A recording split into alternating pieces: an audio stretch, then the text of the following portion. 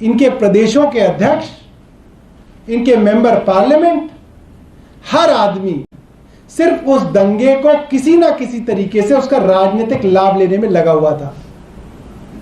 और हम कह रहे थे कि ये दंगे भाजपा ने कराए हैं। और अब इसके क्या क्या सबूत है कि ये दंगे भाजपा ने कराए हैं। सबसे पहला सबूत, ये दंगे हो कैसे गए दिल्ली में।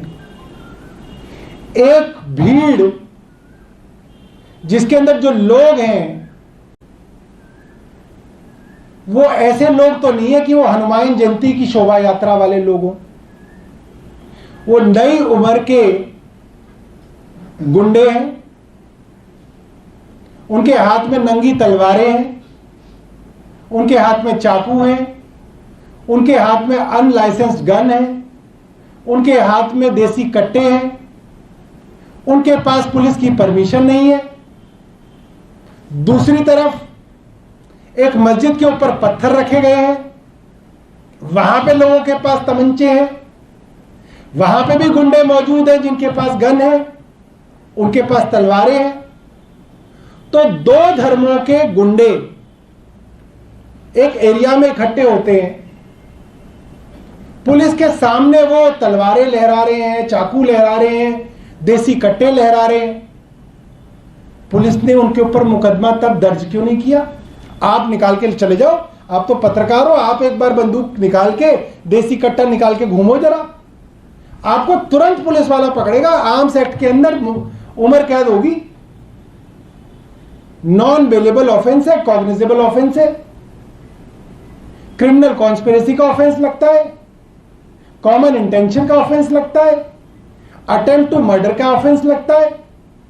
जमानत नहीं होगी 3 महीने तक अगर आप आर्म्स के साथ पकड़े जाओ रंगे हाथों।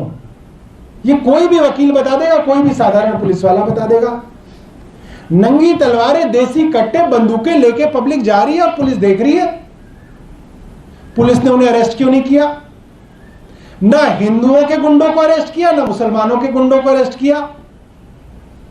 पत्थर इकट्ठे हो रहे हैं मस्जिद के छत पे, क्यों नहीं अरेस्ट किया किसी को? क्योंकि स्क्रिप्ट में लिखा था।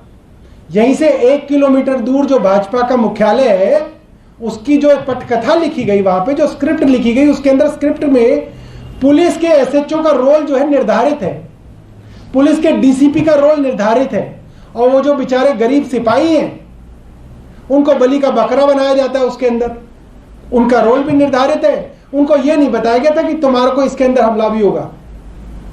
तो पुलिस का रोल निर्धारित था कि आपको देखना है दूर से, आपको रोकना कुछ नहीं है, दंगे होने देने हैं।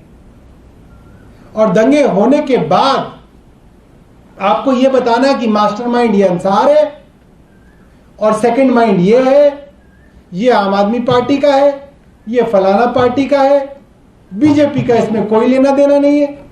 ये स्क्रिप्ट लिखी गई थी।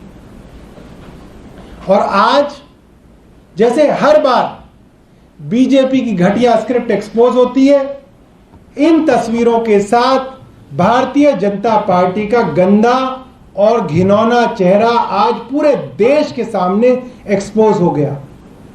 मुझे लगता है कि अगर किसी आदमी में थोड़ी सी भी गैरत होगी तो वो राजनीति छोड़ देगा। क्योंकि ये बात मैं आपको और टीवी चैनल्स पे कह चुका हूं कि जो हिंसक भीड़ होती है, ये जो वायलेंट मॉब होती है, ये पागल होते हैं। इनकी बंदूक की गोली पर किसका नाम लिखा है किसी को नहीं पता, ना भारतीय जनता पार्टी को पता, ना दिल्ली के पुलिस कमिश्नर को पता।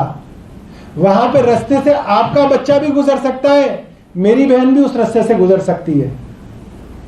उस गोली पे किसका नाम लिखा है किसी को नहीं मालूम।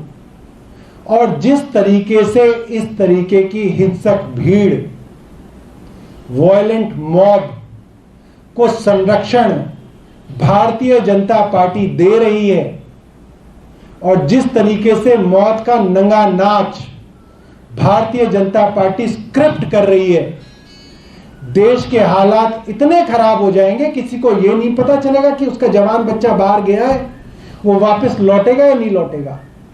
इस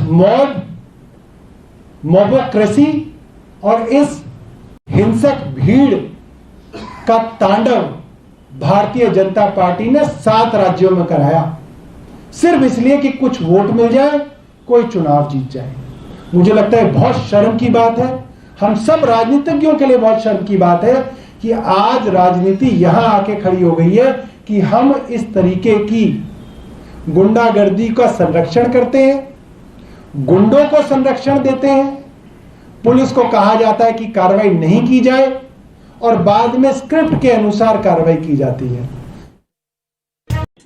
क्या आपका कंप्यूटर काफी पुराना हो चुका है या आपका गैजेट बहुत स्लो है और बहुत सारा टाइम लेता है? कंप्यूटर या लैपटॉप अगर स्लो हो जाए तो आज की जनरेशन में time is money. Don't waste your money guys, just visit Akki computers, जहां आपके सारे प्रॉब्लम्स का सोल्यूशन, आपके पुराने कंप्यूटर्स या लैपटॉप्स को एक्सचेंज और उनके सारे वैरायटीज वाले पार्ट्स अवेलेबल है और आपके लिए बहुत सारे ऑफर्स भी।